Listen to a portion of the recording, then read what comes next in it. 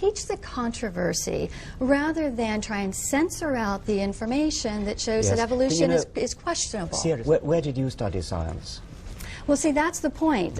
Scientists are now claiming that they're the only ones that can speak on this issue. It's almost like a religion in which only scientists are allowed to speak and teach on it and to teach everyone else. And everyone else must believe what the scientists, what particular scientists say. Where is the evidence of evolution from one species to another species?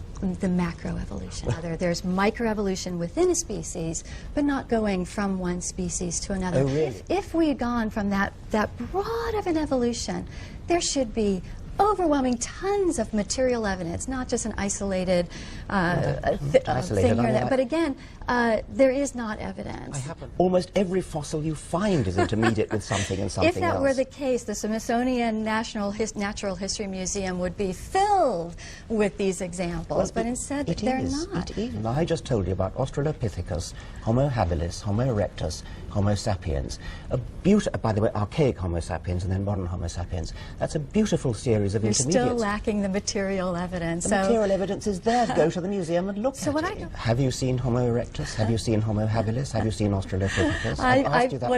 What I've seen is that in the museums and in the textbooks that whenever they claim to show the evolution from one species to another, it relies on illustrations and drawings, no, it doesn't.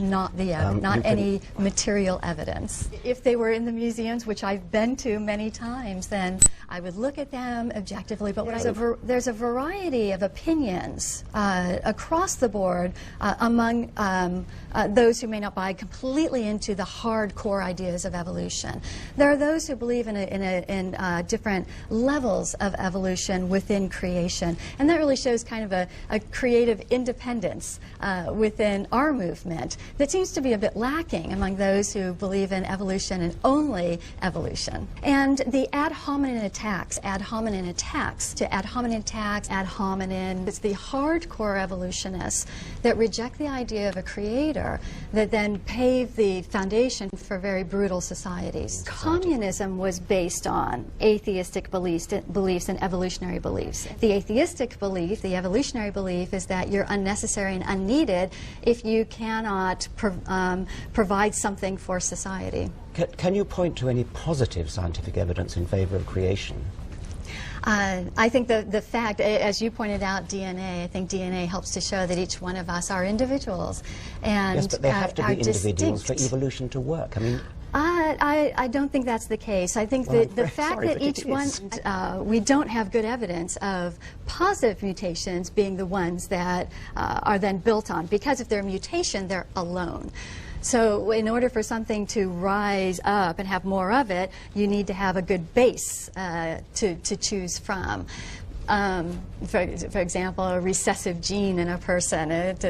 Both parents may have brown eyes, and yet a child may have blue eyes. And that's because there's enough of the gene in their ancestors to have brought out that recessive gene. The fact that you can have two people, a man and a woman, could have 13 children, 16 children, and each one is completely distinct from one another.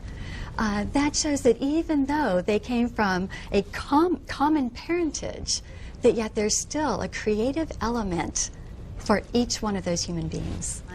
And one of them is a severely handicapped little girl who can't do anything for herself. She can't talk, she can't walk, she can't feed herself, she can barely sit up. And when a person, one of the people I was with, turned to me and said, "Do you believe in evolution?" And I said, "I think this little girl is a perfect example of why evolution is wrong." Their hospital care should be taken care of by the state. That's a liberal principle which I espouse. It's an un-Darwinian principle. And see, I believe that it's not a state, because a state is an institution or an entity. It's human beings that provide care for others.